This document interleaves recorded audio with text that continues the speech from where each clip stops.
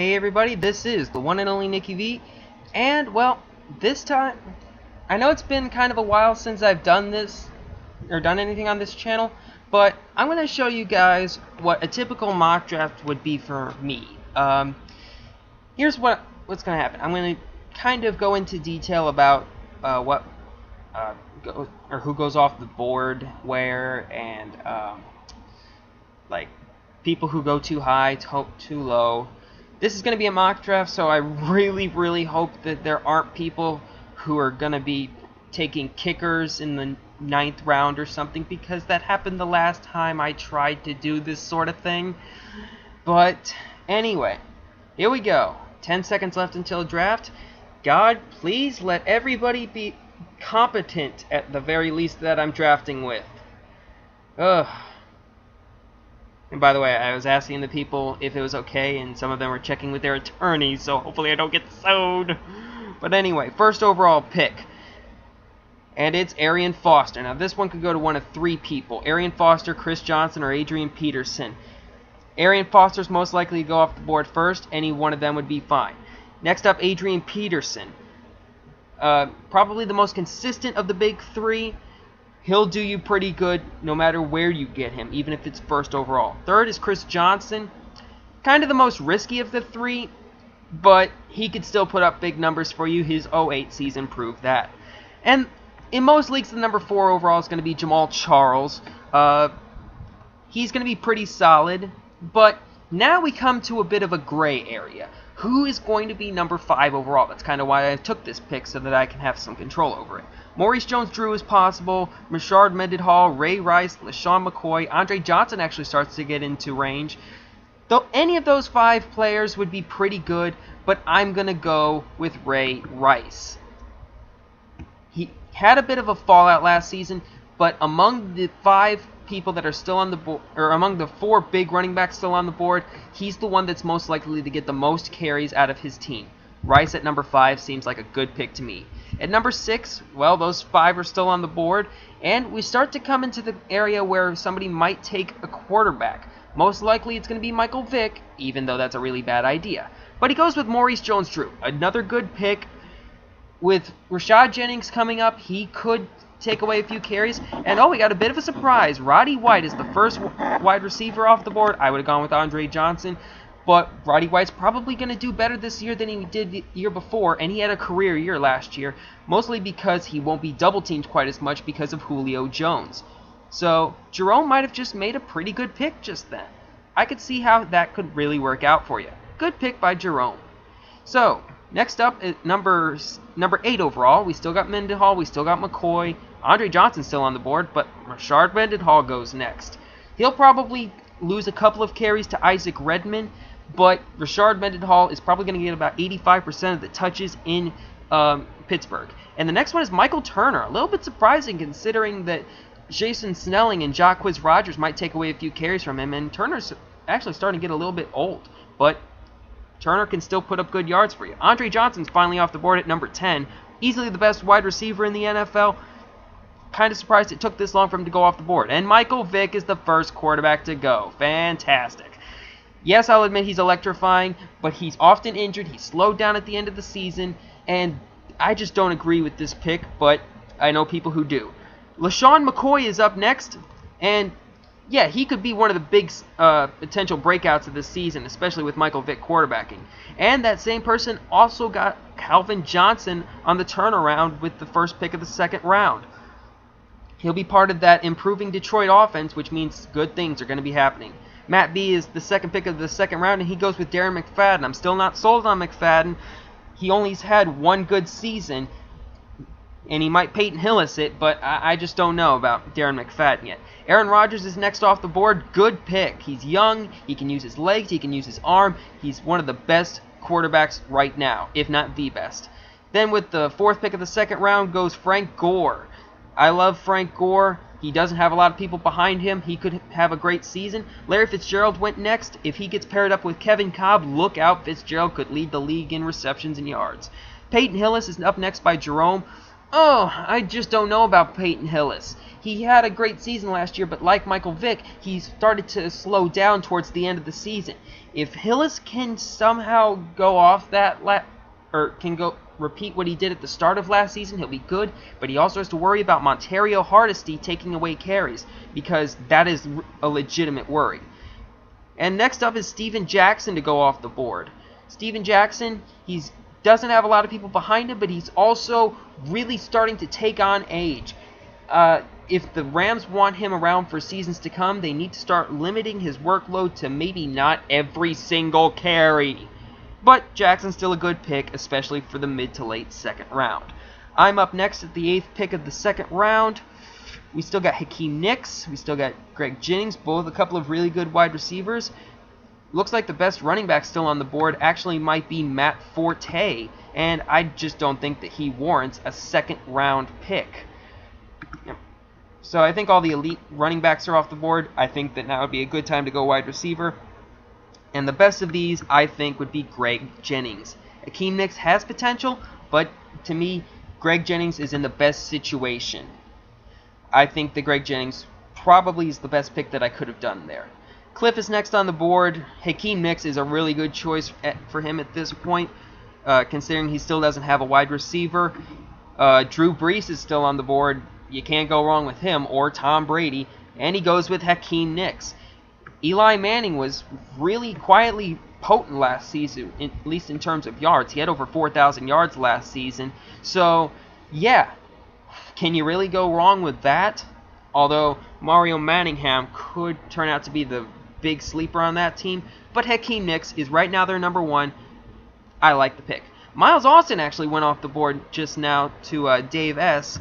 I'd say this is way too early for Miles Austin, but with Tony Romo coming back and Des Bryant taking away some of the coverage, this is going to be pretty good again.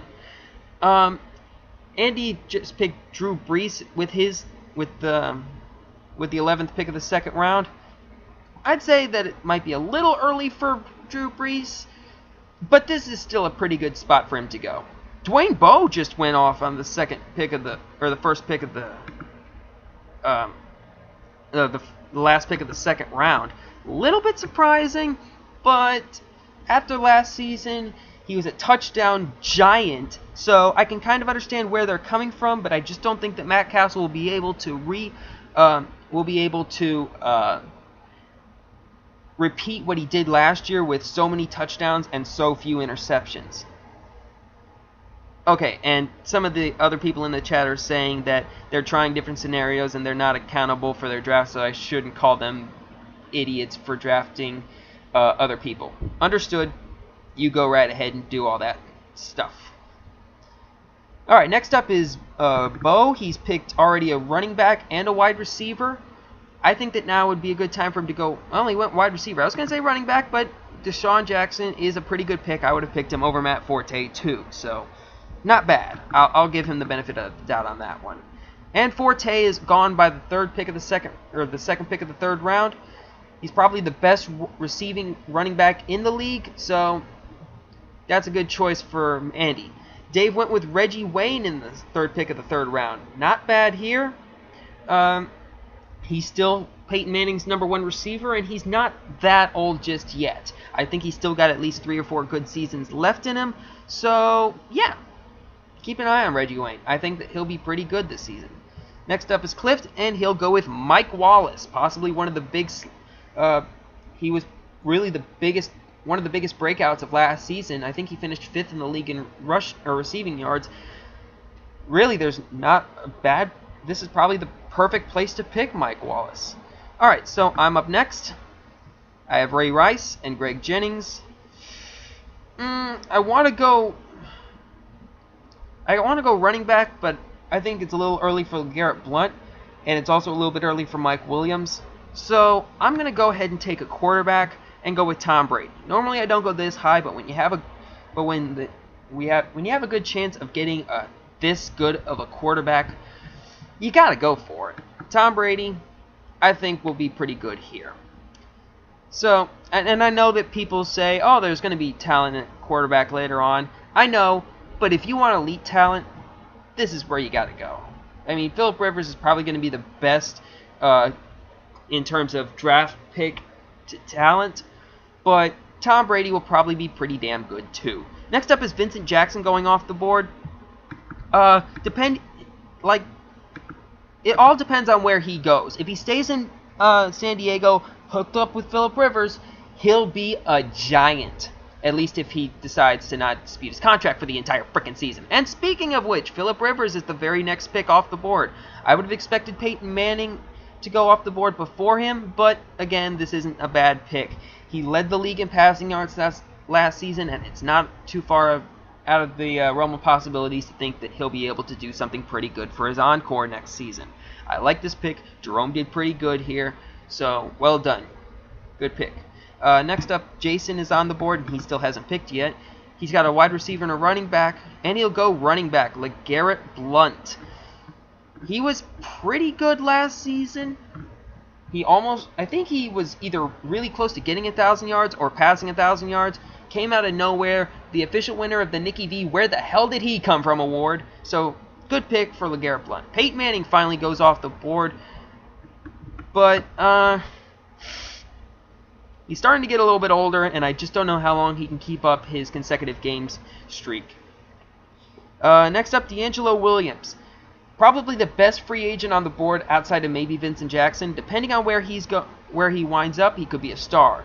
Even if he stays in Carolina, I think that he'll still put up good numbers. Sean Green is next off the board. I am not really sure where Sean Green is right now. He could be a star, but he could maybe just fall into obscurity. A couple of quick picks that just went off the board. Mike Williams out of Tampa Bay. I like this pick.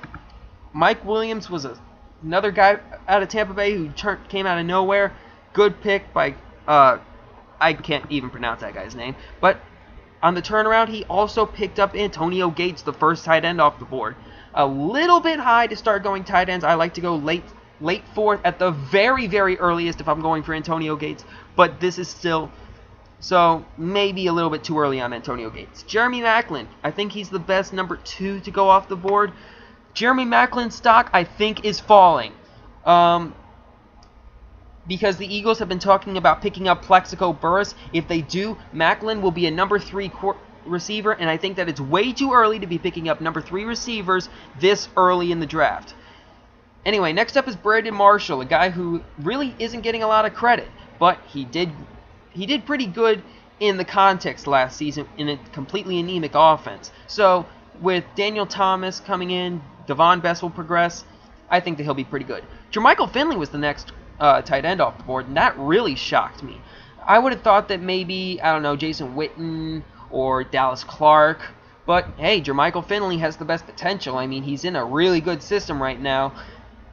Again, a little bit early for tight ends, but not bad. Brandon Lloyd's next up off the board, and Brandon Lloyd. You know, he just screams one-hit wonder, but you know what? I think that he could still maybe do something good. I mean, when he was paired up with Tim Tebow at the end of last season, he wasn't completely terrible. He was still at least serviceable. So it's a bit of a drop from where he was last season as the league leader in receiving yards, but I think that this might be just at the very top of where he should go. Ahmad Bradshaw's next off the board. He's another guy who could be gone from the Giants next season, but I think that he'll be the one who stays. Jacobs will be the one who ends up going. And, well, Jacobs is a damn good back. I mean, he does fumble the ball occasionally, but you can depend on him to get a lot of yards in bunches. So, I'd have to say, not bad of a pick. Ken Tex was next. He picked up Ben Roethlisberger. I think that this is a little bit early for Roethlisberger, but, yeah, I think that this is probably a not terrible place for him. Next up is... Oh, I'm next. Okay, I think that right now, I could probably wait a little while for Jonathan Stewart, because I'm really big on Jonathan Stewart right now. But I also need another wide receiver at the moment. Let's see what wide receivers are still left on the board. We still got Des Bryant somehow, and still somehow Marquise Colston. Stevie Johnson's still around. Oh, wow. Decisions. I think that for my number 2, if you can get Marcus Colston as your number 2, you're in good shape. So, That's a good pick. Tony Romo's next on the board. This is a pretty good pick, but I'm still a little bit worried about him. Romo is just now coming off of injuries, but depending on where he lands, I think that he could be pretty... well, he's not going to land anywhere else, but if he can come back from that injury, he'll be good. Next up, Ryan Matthews. I'm not sold on Ryan Matthews yet, and there's a bunch of people behind him, Mike Tolbert and Jordan Todman, but this is still... he could come out this season, or he could turn out to be a bust. He's a pretty big high risk, high reward. Next is Des Bryant.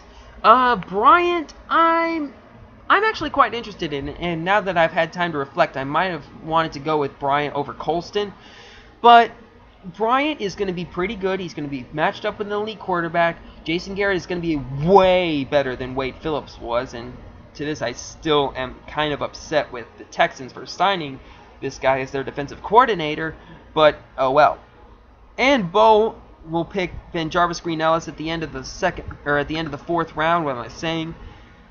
Pretty good pick, but Ben Jarvis is probably going to be one of the best running backs in a running back by committee system, along with Mark Ingram and very maybe Felix Jones. And on the turnaround, he's going to go with Stevie Johnson, another one of the candidates for Where the Hell Did He Come From award. Stevie Johnson, a 7th round pick. All of a sudden, he goes for 1,000 yards. I'd say, yeah, good pick, especially considering that the Bills' offense is improving. Dallas Clark is next off the board. This is about the range where I'd start looking at tight ends. He's coming off an injury, but still he's being matched up with Peyton Manning. Where can you go wrong there? Then was Wes Welker, the perennial slot receiver.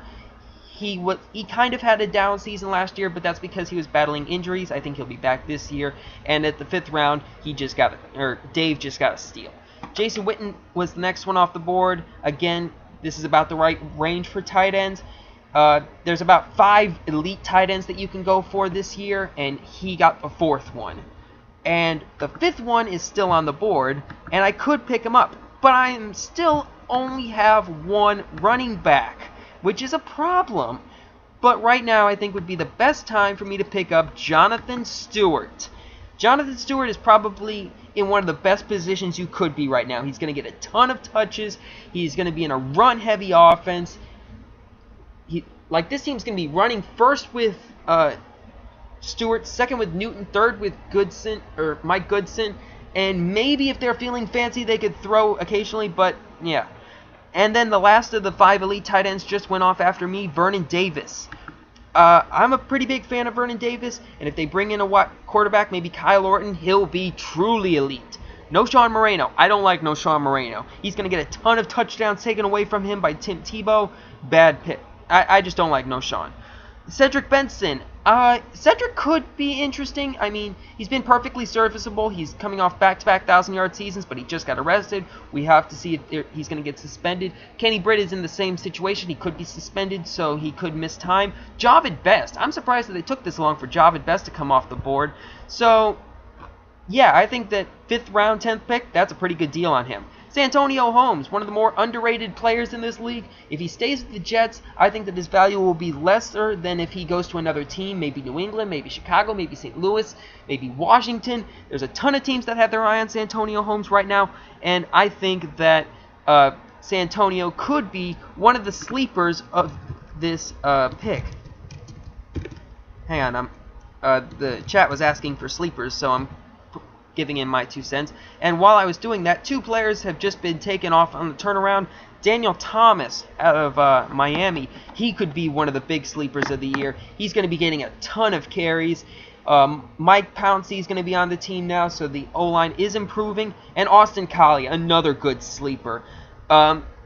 This guy, the only thing that was stopping him last season was James Harrison. Wait, was James Harrison the one handing out the concussion to him? I don't know. I just want to rail on James Harrison. Is that so wrong? Anyway, next up is Carolina's Steve Smith. I'm kind of surprised he went before New York Giants Steve Smith because Steve Smith of Carolina has nothing left. Anquan Boldin went off next. He's starting to slide down a little bit. I just don't know if the Baltimore Ravens are the best spot for him. And man, picks are going fast. Sidney Rice is next. If he stays in Minnesota, not good value. If he goes to maybe Chicago, that could be really good value for him. Matt Schaub, one of the best quarterbacks in the league, at least in terms of statistics. He is a steal in the 6th round. Next up is Jimmy Graham, easily the best tight end outside the Elite 5. I'm surprised it took, well, actually I'm not surprised it took this long for Jimmy Graham to come off the board, but Jimmy Graham, he has big sleeper potential at tight end. Not a bad pick by Jerome here. And next up is Ken Tex. Let's see what Ken Tex still has left to do. He only has one wide receiver. He really should probably go for one right now. Although, oh wow, there's not a lot of wide receivers left among my big ones. But he ends up going with Marshawn Lynch. He's going for depth at running back, I'm noticing. And that's all well and good and everything, but you need some wide receivers too. Like, look at me. I've got two running backs and 2 wide receivers right now. Now, as for me, who am I going to go for? I already have an elite quarterback, so Matt Ryan's kind of out. 2 running backs. 2 running backs. I could go for a 3rd right now, but I think I'll wait for just a little while longer before I go to depth, go for depth on that one. I'd say right now Owen Daniels might be a really good pick, but actually now that I say that out loud, I'm going to go ahead and pick up Mark Ingram, and I'll tell you why. He has one of the best chances of being a good running back out of a running back by committee system. I think he'll get about 50% of the carries in New Orleans, and yeah, he'll just be solid all around. Mario Manningham is next on the board, and I think that he will be pretty good. I've mentioned him earlier when we were doing Hakeem Nicks. Mario Manningham could be the number 1 well, I think that's a little optimistic. He's most likely going to be their number 2 receiver if Steve Smith leaves him. But yeah, not bad picks. Okay, wow, I've gotten behind a little bit. Matt Ryan, good pick. With Julio Jones, he finally has a decent number 2 receiver, or wide receiver. I'm not talking about Tony Gonzalez here. But yeah, good pick. Percy Harvin. With Sidney Rice leaving, he could be the number 1 receiver, but while he was the number 1 receiver in Minnesota, he was terrible. So I'm not really high on Percy Harvin. Mercedes Lewis just got off the board. I don't really like Mercedes Lewis because touchdown-heavy tight ends seem to fall off a lot, i.e. see Visante Shenko from last year. I don't really have a lot of faith in Mercedes Lewis or Rob Gronkowski for that matter, but we'll get to him when somebody finally does draft him. And we're on the turnaround right now, so Bo's got another pick coming up. Let's see who he still has left to pick. Oh, he goes with Josh Freeman. Good pick. He is really one of the another big sleeper this year out of Tampa Bay's offense, which seems to be populated by nothing but sleepers. But yeah, he's easily one of the most exciting quarterbacks in the NFL and can lead a bunch of 4th quarter comebacks. And if your league gives points for 4th quarter comebacks, buy on Freeman. And wow, I got behind quickly, but I'll just give you a quick rundown on what happened since. Michael Crabtree, if he can get paired up with a good quarterback, like I said, Kyle Orton, he'll be pretty good at least worthy of a 7th round pick. Owen Daniels, he's got really good sleeper value if he can stay healthy, big if. Ryan Grant, I wouldn't pick him, like he's not even the number 1 running back in Green Bay right now. I think that it's James Starks' world over there. He just needs to say so. Alright, now that I've caught up, let me catch my breath, and finally pick up a 3rd wide receiver. Let's see who's left. Oh dears, that's not good. AJ Green, Seattle's Mike Williams, Santana Moss. Ooh, I'm actually going to go with Pierre Garçon. I think that he could be a sleeper this year. He was really strong at the end of last year. I think that Pierre could have himself a pretty good year. So, anyway, after that little bit of indecisiveness and a little bit of regret that I might have wanted to go with James Starks, but I think I can get a hold of him later, Santana Moss is just gone off the board, and Santana Moss quietly put up over 1,100 yards last year, even with Donovan McNabb throwing to him in, well, easily his worst season. But Santana Moss also had his best season, so yeah, I'd say that Santana Moss is actually a pretty good sleeper. At least if you have a time machine and you can go back to last year. But I just don't know. Felix Jones. He's going to be in a running back by committee system with Marion Barber, Tashard Choice, and DeMarco Murray. I don't know about him. The first defense just went off the board in the 7th round. Not a big fan of going this high on team defenses. I usually like to wait until the double-digit rounds. But the Pittsburgh team defense is probably one of the best, so I can't blame him there. A.J. Green, one of the first rookies to go off the board. A.J. Green, he could be good, depending on who's quarterbacking for him. If they bring in a veteran, he has pretty good chance. But if they go with, what's his name? Andy Dalton to start, it's still okay, but not great. Joseph Adai just went off. He's perfectly fine at this pick. There's really nobody behind him to take away the carries from him. Donald Brown is turning into a bust. So Joseph Adai this late I think is pretty good. And they use Joseph Adai just barely enough to keep defenses honest against Indianapolis. Fred Jackson is next, and Fred Jackson is really a guy who doesn't get the credit he deserves. He's a really good back who deserves to be much more popular than he is, and the Bills' offense is getting better. So I think that Fred Jackson could be a pretty good pick. And, well, C.J. Spiller's starting to come alive, but like I said, the entire Bills' offense is getting better, so Jackson is probably going to be splitting time with C.J. Spiller at least. But I still think that Jackson will be getting the majority of the carries in Buffalo or Toronto, depending on where they wind up. Anyway, we're coming to the last pick of the 7th round. We're starting to get into high draft picks. Let's see what this guy still needs. He still needs a quarterback. And let's see what quarterbacks are still on the board. Eli Manning is a very good pick right now if you were to go with him. You also got Matt Stafford, Jay Cutler, Sam Bradford. All would be really good picks right here. Well, maybe not Sam Bradford. He's more of a backup. But I think that right now, I think he's going to run out of time. I think that he might have stepped away from his computer for a second, but oh, nope, he went with Roy Helu.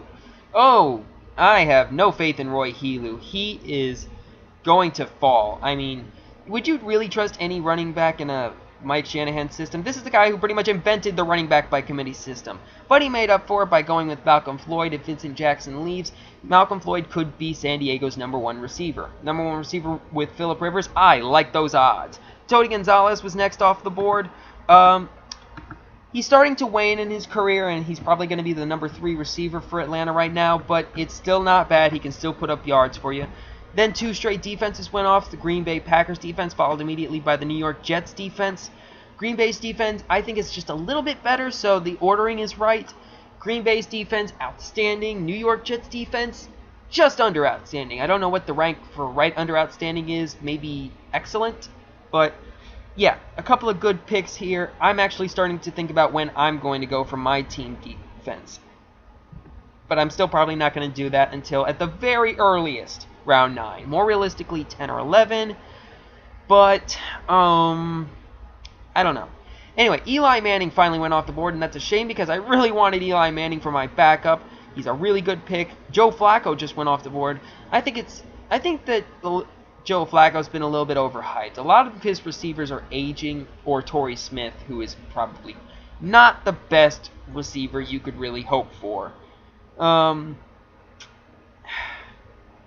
Flacco, just a little bit early. I would have gone maybe 10th round on Flacco. 8th round is just a little bit too optimistic. Unless Torrey Smith can really prove himself as a lot more than I'm expecting out of him. But I'm not going to hold my breath. Next up is Ken Tex. Come on, let me see what you got.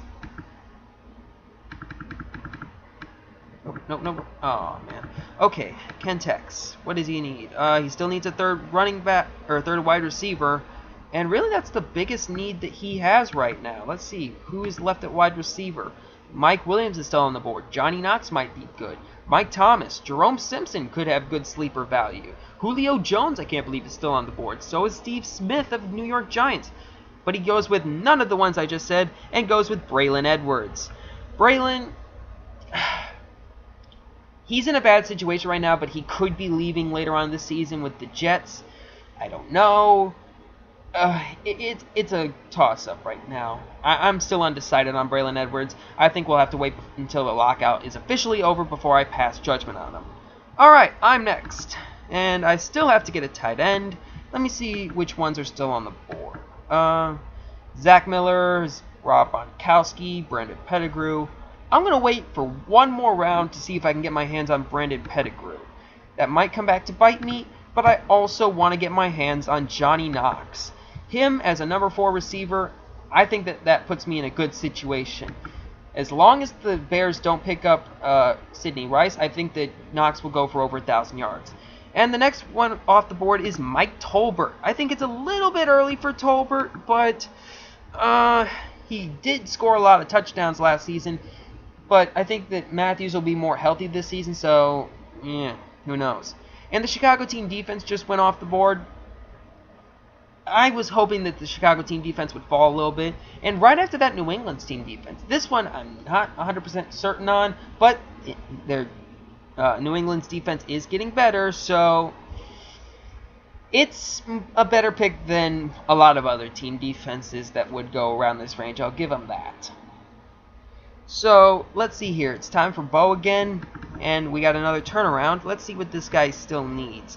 Well, he has no bench players at the moment, which means he really could go for a running back right now. Who's left at running back? Mikel LaShore could be a good pick, so could C.J. Spiller. Ryan Williams, now that guy is a sleeper with huge potential. Low risk, high reward. If you want somebody really good, right now is about the best time to pick up Ryan Williams. Unfortunately, I have somebody else in mind right now for my for who I'm going to pick in the 9th round, like I just said with Brandon Pettigrew. But I'm praying that Ryan Williams somehow falls to the 10th round. Anyway, Brandon Jacobs just got picked up. I'm not sold on Brandon Jacobs. He is very, very fumbly. But he could be heading to Miami, which would be a pretty good place for him to land. So I kind of like this. I kind of like this pick only if he is not on the Giants roster next season.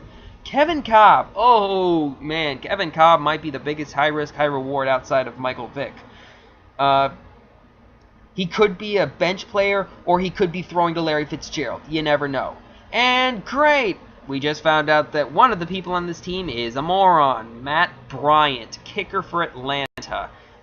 And Steven Gostkowski. Jesus Christ, no, please, guys. I had faith in you guys. Alright, and the next one off the board is Mikel LaShore. Now, let me just point out, Mikel LaShore will probably be splitting carries with Javid Best, and I think that he could be one of the better number 2 running backs this season. And look at that, Brandon Pettigrew still on the board. I think I will take him now. I will take him without a single regret in the world. The Detroit offense is improving vastly. I think that this is a pretty good pick right here. And I think that he's going to at least go the entire season without getting injured. His ACL has been repaired, so hopefully the doctor did a really good job on his ACL and he didn't botch it. So, yeah. Anyway, next up, Kentex. What does he need? Well, it looks like he's doing pretty well. I think that his biggest, right now would be a good time for him to go for a backup quarterback. Since right now he has Ben Roethlisberger as his starter, and while he's not terrible, he's probably on the low end of the QB1s. Matt Stafford's still on the board, so is Jay Cutler and Sam Bradford. I think that those 3 are probably the best quarterback 2s that are still on the board. Also, Tim Tebow is still on the board. He'll give you plenty of rushing touchdowns, and he had 6 in limited playing time last season, so quarterback 2 could be an option for him. He's already got 3 running backs and 3 wide receivers. He could go for a number 4 wide receiver, and that's exactly what he did going with Seattle's Mike Williams. He was a breakout last season, and if he can find the touchdown, or if he can find the end zone next season, he will be a star in Seattle. And also, especially if they can bring in a quarterback who doesn't suck. Next up is Oakland's Zach Miller. Oakland's offense is another one that's starting to get better with Jacoby Ford and Lewis Murphy starting to come into their own. And Sebastian Janikowski, while I think he is the best kicker in the league, he still does not deserve a 9th round pick. Kellen Winslow just went off the board, and he's another player in the improving Tampa Bay offense. And probably the only one that isn't a sleeper. How about that? And finally, Julio Jones goes off the board. I'm surprised it took this long. Julio Jones is going to be in a prolific offense with Matt Ryan and Roddy White. Who else? Michael Turner, Tony Gonzalez. He's going to be in good shape. And 2 quarterbacks went off the board for the same guy. I really hope that this guy hadn't picked up a quarterback yet. Okay, so he picked up his starting and backup quarterbacks in consecutive picks, Matt Stafford and Sam Bradford. I like this strategy. This is a good one. Meanwhile, the next pick is Ryan Terrain, which I don't like. Like I mentioned this with Roy Helu. Don't go with running backs in Mike Shanahan's systems. He uses them like I use socks. Randy Moss just went off the board. If he goes to a team where he can be properly motivated, he could be a star again. And Ryan Williams went off the board. That's a shame. I really wanted to get my hands on him. But in the 10th round, he could be the lead back in a high-octane offense just as long as they can get Kevin Cobb or Kyle Orton or some good quarterback. He could be a big starter right away. Next up is Deion Branch. I think that he's been a little bit overhyped, especially after his reunion last year. It was emotional, I'll give it that. And he was clutch. Unfortunately, they don't give points for clutchness. But in the 10th round, I think this is pretty good.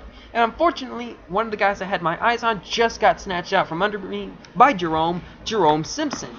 He had a really good season last year. However, don't rely on Jerome Simpson. Make sure that he's one of your projects, because remember last year Devin Aromashadu was in the same exact situation, and we all know how that ended. If you don't know, 10 receptions the entire season. Thank you very much, Mr. Aromashadu. And after that was Mark Clayton. He's a guy that is going to be a part of the improving St. Louis offense. My God, there's a lot of improving offenses lately. But yeah, Mark Clayton. Keep your eye on him. He was really good at the start of last season. Okay, so I'm next on the board. I have an elite quarterback, but no backup at the moment. Who should I go with? I think that Jay Cutler is a pretty good QB too. He's in a Mike Martz offense, which just loves to chunk the ball around. He's got one of the best pass-catching running backs in the league. He's got a couple of speedsters in Johnny Knox and Devin Hester. Earl Bennett's one of the better slot guys. And if you want a super sleeper, I'm going to just subtly give you this one. Keep an eye on Andy Fantuz. I'll explain more about him later. But anyway, Jay Cutler. I'd say that this is a pretty good one. Whew! Wow, I have been just yap. I need a second to catch my breath. Oh, wait, no time to catch the breath. Jacoby Ford just went off the board. So did Michael Bush, a couple of Oakland guys. I'm pretty big on Jacoby Ford. He could be the #1 in Oakland's receiving game. So I like him, but Michael Bush, I'm still not sold on him. He didn't have a very good yards per carry average last year, and he's pretty firmly behind Darren McFadden, but Michael Bush could be a pretty good handcuff. Pierre Thomas, he's probably going to be the #2. Well, probably. He's definitely probably going to... He's going to be the #2 back in New Orleans this season, behind Mark Ingram. I think that this is a pretty good one. Rob Gronkowski usually goes a lot higher than the 120th overall pick, since he's just a touchdown monster. But, like I said with Mercedes Lewis, beware of touchdown-heavy tight ends. Next is Derek Mason. I'm not too sold on Derek Mason. He's the he could be the #3 receiver by year's end in a run-first offense. That's not a good situation. Kyle Orton, he's another guy who's like Kevin Cobb. Could be a starter, but could be throwing to Vernon Davis by season's end. Matt Castle's next. I just don't know about Matt Castle. Matt Castle, I just don't know if he can repeat the way he threw so many touchdowns and so few interceptions last year. Then there's Denario Alexander, last year's deep threat for the Rams. If he can stay healthy, he could be a super sleeper potential. So next up is me again, and unfortunately I don't have any oxygen that I can breathe in like James Harrison did on that one Super Bowl run. But let me just take a look. I only have 3 running backs. Oh dear, that's a little less than I would have hoped for right about now. So who's still left? C.J. Spiller, James Starks. Oh dear God, yes, the playoff MVP of last season. I am one lucky son of a gun to still have a shot at James Starks in the 11th round. This is way late for him. He fell dramatically. I think that James Starks is going to be the lead running back in a prolific offense. 11th round, I think, is way too early, or way too late for James Starks. Target him probably around 9th or 10th at the latest. 11th, you're starting to push it. Okay, so next up is Ken Tex. Let's see what he still has to work with. He doesn't have that backup quarterback yet, I'm noticing. And let's see, which backup quarterbacks are still left? Well, there's not a lot. I think the best right now would probably be Tim Tebow with his running skills. Other than that, maybe Ryan Fitzpatrick, but I'd go for him a little later because he has some pretty deep sleeper potential. Maybe Donovan McNabb if he ends up in Minnesota, because I've heard that that's a pretty good possibility. But for right now, Donovan, he only has 3 running backs, so he might go for one of those, and he's starting to run out of time. C.J. Spiller, DeMarco Murray, Danny Woodhead, all of whom could be pretty good picks around this range. But, time is running out. He might get auto-picked if he doesn't hurry up. And he's going to... Oh, yep, he gets auto-picked to Hines Ward. Just coming off that arrest, he could be suspended and could miss some time. And besides that, his stock is falling. He really didn't luck out with the auto-pick, just that. New York Giants defense. If they give out points for injuring quarterbacks, these guys would probably be a round 5 pick. But, they've got one of the best defensive lines in the league, I'll give them that. Other than that, I'm not sold on them. Anyway, Jason Kay is up next. Wow, he doesn't have any depth at wide receiver, and those 3 wide receivers aren't the best ones in the world. And okay, well, he goes with Terrell Owens. He's definitely not going to be in Cincinnati next season, but he'll probably find work. I mean, remember, it was pretty late in the season when he eventually signed with Cincinnati last season, and he ended up doing pretty well there, too. Okay, a couple of players just went off the board. New York Giants, Steve Smith. He could be gone somewhere else, but I'm not completely sold on him. Beanie Wells. Bust, bust, bust. I do not like Beanie Wells. He's going to be stuck behind Ryan Williams and possibly Tim Hightower, since they always seem to find a way to use Tim Hightower. Beanie Wells, I just don't trust him. The Philadelphia team defense. With all these team defenses, I really should pick one with my next pick. But, yeah, Philadelphia's team defense, they got Trent Cole, they got a bunch of other good players that I can't think of off the top of my head, but I got to hurry. So, anyway, not bad pick for Philadelphia. Jordy Nelson. Very good pick. 144th overall is way late for him. But, yeah, I'd say good pick by what's-his-face that I can't read the name of. I think that he may have just slammed his head against the keyboard to come up with that name. And right after that, he backs up a really good pick with a really bad pick. Ronnie Brown. He could be anywhere by next season. Don't trust Ronnie Brown. His spark is gone. Chad Ochocinco. Who knows where he's going to end up. He might still stay in Cincinnati to mentor A.J. Green, but for right now, I just don't know. Plexico Burress, pretty good pick. He could be the number 2 in Philadelphia, and Philadelphia always has a way of reclamation projects. We already saw that with Mr. Vick. Mike Thomas is probably going to be the number 1 receiver in Jacksonville for what that's worth. Probably not a lot, but he might get over 900 yards this season, which is pretty good at this range. Lance Moore, part of New Orleans' communist offense and one that spreads the ball to pretty much everybody, so not bad here. Mason Crosby. This is really the earliest that I could recommend going for kickers, but even then, I wouldn't go for it. I would just recommend it to somebody else as kind of a joke.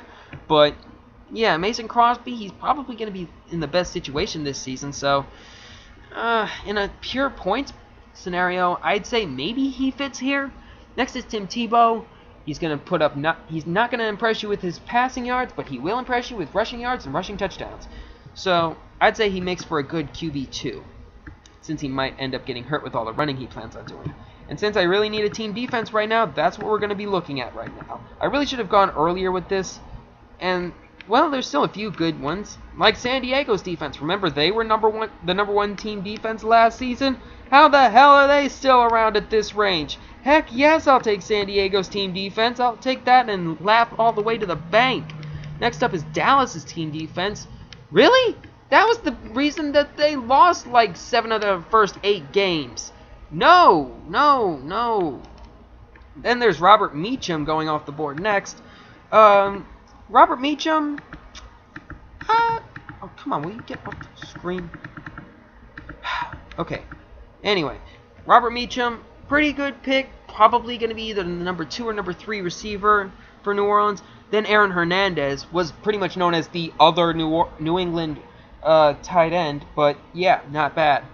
Rashad Jennings and Montario Hardesty were 2 running backs that both got picked up on the turnaround. I love these 2 picks, especially at this late in the game. I don't have a lot of faith in either Maurice Jones-Drew or Peyton Hillis to make it throughout the entire season, so these 2 running backs could see time. Devon Best. This is a steal in the 13th round. He's probably the most consistent running back in the NFL, or wide receiver in the NFL. I think he had 12 games where he had 4 receptions. James Jones, the complete opposite. He drops passes like they bite him on the fingers. He could be gone from Green Bay next season, and that will only hurt his value. DeMarco Murray, another steal in the 13th round. Experts close to Dallas have been saying that DeMarco Murray could actually be the number 1 running back for the Cowboys come the start of the season. And I would not blame them if they did that. Okay. My turn again. And, well, normally I like to have 5 receivers on my team. Let's see who I have left. Donald Driver, Lee Evans, Mike Sims-Walker, Danny Amendola, Greg Little, Steve Preston. I'm not impressed by most of these guys. Let me go a little bit lower, see if I can find somebody of interest. Hello, Donnie Avery. Could be the number 2 wide receiver in an improving Rams offense. I like this option, and the reason I didn't go with Danny Amendola, even though he's still on the board, I think he's still on the board. Is he still on the board? Yeah, he's still on the board. But the reason I didn't go with Amendola is simply because Amendola is going to be swamped. I don't think that he'll get the 123 targets that he got last season. I think that Donnie Avery will get a lot more looks this season and a lot more yards and a lot more touchdowns. This is a much better pick in my opinion. Next up is Chris Cooley. Next up is Chris Cooley. I actually like this pick. He's been fairly consistent. This is a good spot for him. And I actually think that he's worth a little bit higher pick. So getting him this late is actually pretty good. Brent Selleck, on the other hand, not a big fan. Michael Vick doesn't like to throw to his tight end, so Brent Selleck's not going to get a whole lot of looks. C.J. Spiller, a pretty good pick here. I think that he'll rebound from a disappointing rookie season. Ryan Fitzpatrick, another good sleeper. He threw for 3,000 yards last season in I think only 14 or 12 or 14 games, so I think that he'll be much better this season. Reggie Bush, no. Just no. N-O, no. It even has it right next to his freaking name.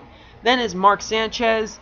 Oh, I want to like Mark Sanchez for what that's worth. Emmanuel Sanders. I like Emmanuel Sanders. He could be the number 2 receiver in Pittsburgh. I mean, with Antoine Randall and Hines Ward starting to reach the twilight of their careers, that's a pretty good. Emmanuel Sanders has a good shot. Danny Woodhead. How did he fall to the 14th round? I'll tell you how. He was a feel-good story, but he didn't put up a whole lot of rushing yards. He was more, well, I guess he'll impress you with his receiving yards. Next up is Jermaine Gresham. I like this pick. Rookies love to throw to their tight ends, and Jermaine Gresham is going to be catching balls from Andy Dalton most likely, so it's a good pick. Greg Olsen. Tight ends in Mike Martin's systems don't usually connect, but Greg Olsen has actually had a pretty good season last year. Dustin Keller, he was one of the biggest tight ends at the start of last season, but he sort of puttered out at the end of last season. I think that this is a little late for Dustin Keller. I think that he should have probably went in the 12th or 11th round, but this is not bad overall. Nate Kading, possibly the best kicker in this league. I think that this is probably a good range for him in the mid to late 14th round. Donald Driver, he's reaching the twilight of his career. I just don't know. Neil Rackers, I'd say he's a pretty good sleeper at kicker, so there's that at least. Okay, so who don't I have? I still have 1 bench position left and my kicker spot. I could go for a 5th running back, but I think that's a little much. Instead, I like to go for a 2nd tight end. I think that would make for a good investment. And still on the board, we have Visanthe Shenko, Ben Watson, Tony Moyeki, Heath Miller, but Jared Cook. Mark him down for my big sleeper at tight end. His offensive coordinator says that he's a gifted talent. He's going to be catching passes from Jake Locker most likely, and like I said with Jermaine Gresham, rookies love to throw to their tight ends since they're an intermediate target that they don't have to bomb the ball out to. So, Jared Cook, I like this pick. It makes sense. Jared Cook in the 14th round, you could do a whole lot worse. Okay, so next up, how long is this video going on? Damn, almost an hour already. Holy hell. I was supposed to meet somebody later on today. This is not good. Okay, so Garrett Hartley just went off the board. I'm not sold on Garrett Hartley. He missed a couple of big kicks early in the year. He's going to have to prove that he earns that contract that he got. The Detroit team defense, I'll go ahead and predict right now that the Detroit team defense will lead the league in sacks, but not much else. Nate Burleson, number 2 receiver in Detroit, but he could drop to number 3 by season's end if Titus Young has anything to say about it. Arizona's team defense, another high risk, high reward. They could give you a lot of touchdowns and a fair number of turnovers, but not much else. Josh Brown, I don't know about Josh Brown. The Rams' offense is improving, but not to the point where I would consider Josh Brown a must-have kicker commodity. David Akers missed a couple of big kicks last year, and the Eagles drafted Alex Henry, so I think that Akers' time in Philadelphia is starting to wane. Benjamin Watson was pretty good last season, thus proving my theory about the rookies being good with their tight ends, with Colt McCoy and all that good stuff. Not bad. Carson Palmer. He could be retired next year, or he could be with a good team. But last year he was the absolute king of garbage time, and in the 15th round, what more? Like, what do you want? It's a 15th round pick. Well, I'm in the 15th round, and I still haven't taken my kicker. Whoa, am I such a bad person for that? But, you know what? Robbie Gould is... I think that Robbie Gould might actually be one of the few kickers who could make it into the Hall of Fame. I mean, he's one of the most accurate kickers of all time, and he's been playing in the kicker hellhole that is Soldier Field. One that has constantly below zero or below freezing temperatures and winds, and yet he's still this good? Hall of Fame. Maybe, since there's only one other kicker in the Hall of Fame. But for right now, Robbie Gould is about as consistent as you can get at the kicker position. Mark me down. Okay, so we're almost getting to the end of this thing. I'm just going to go ahead and tell these guys something really quickly. Oh, Armstrong could be the number 1 in Washington. That's actually a pretty good pick. But New Orleans is the team just got picked. Another high risk, high reward. If they can bring back their own 9 team defense, that would be great, but I don't know. Hang on, let me just tell these guys about where the site is going to, or where this is going to be. One and only NickyV. Okay, so after that, Lee Evans got picked up. He could be a sleeper, but it depends on how much the Bills' offense improves. Anthony Armstrong, I actually like his odds. He could end up being the number 1 receiver for Washington, but then again, John Beck might be throwing to him, so that's still not that good. David Buehler, I don't like David Buehler. He's very inconsistent. Rob Baronis, how did he go this long without getting picked? He holds the record for most kicks or field goals in a single game. For God's sakes. Donovan McNabb, if he goes to, Minnesota, I think that he has really good value there. And finally, we get to the last pick. 180th overall, Mr. Irrelevant. Who you gonna pick? Well, who do you have left? Team defense he still hasn't picked. Oh, wow, he hasn't picked both a kicker and a team defense.